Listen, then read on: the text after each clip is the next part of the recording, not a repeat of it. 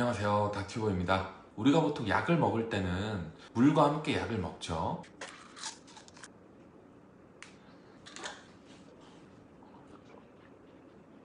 적어도 이렇게, 이 컵이 이렇게 보여도 한 잔은 500cc짜리 컵이거든요. 저는 지금 거의 한 300cc 정도를 물과 함께 마셨습니다.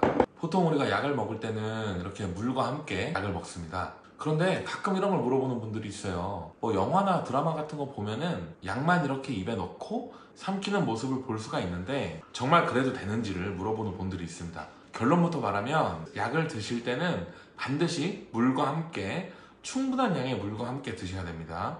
간혹 예외가 되는 약들이 있어요. 껌처럼 씹어서 먹는 추잉정이라든가 시럽으로 된 물약 또는 혀 밑에 넣어서 녹여서 먹는 설화정, 또 이렇게 필름의 형식으로 돼서 입에 넣고 녹여서 먹는 필름형 약들, 이런 식으로 애초에 약이 나올 때부터 물과 함께 먹지 말고 그냥 약만 따로 먹어라 라고 써져 있는 약을 제외한 모든 약들은 충분한 양의 물과 함께 드셔야 됩니다. 약을 먹을 때 물을 많이 마셔야 되는 이유는 우리가 약을 꿀꺽 삼켰을 때 물을 많이 먹어야 이 물과 함께 우리가 삼킨 약이 빠른 시간에 위장까지 도달할 수가 있어요. 물과 함께 약을 먹지 않고 그냥 약만 먹으면 이렇게 삼켰을 때 위장까지 한 번에 잘 내려가지 않고 중간에 식도에 걸리는 경우가 있습니다. 식도에서 약이 걸려버리면은 우리는 Drug-Induced Esophagitis라는 약물 유발성 식도염에 걸리게 됩니다. 약을 먹었는데 막 가슴이 너무 아픈 거예요.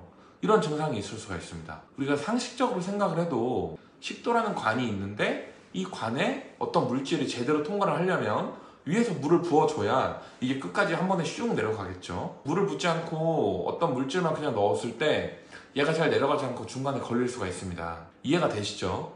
그렇기 때문에 우리는 약을 먹을 때 무조건 충분한 양의 물과 함께 드시는 것이 좋습니다.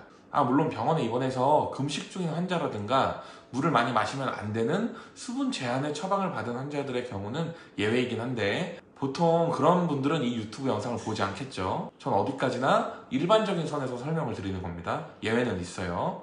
닥튜브 물을 마시지 않고 약만 삼켰을 때 이렇게 약물 유발성 식도염이 걸릴 수가 있지만 그 외에도 약물 유발성 식도염이 걸리는 경우가 있습니다. 첫 번째가 방금 말씀드린 것처럼 물을 먹지 않거나 아주 소량의 물만 먹으면서 약을 삼킬 때, 두 번째는 약을 먹고 바로 누울 때입니다. 약을 먹자마자 누우면 위장에서 식도로 역류가 돼서 올라오기 때문에 식도에 자극이 될 수가 있겠죠. 세 번째로 약을 먹자마자 바로 자는 경우입니다.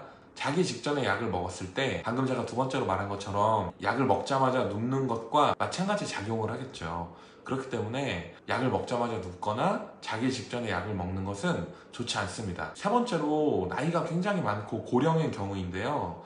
이분들은 치매 분비량 자체가 젊은 사람들에 비해서 많이 줄어들어 있고, 그리고 식도의 연동 기능 자체도 많이 줄어있기 때문에 아무래도 젊은 사람에 비해서는 이 약물 유발성 식도염에 걸릴 가능성이 좀 더 높습니다. 그리고 다섯 번째로 알약의 크기가 굉장히 큰 경우가 있어요. 우리가 약을 먹다 보면은 약 크기가 조그만 약도 있지만 굉장히 큰 약도 있습니다.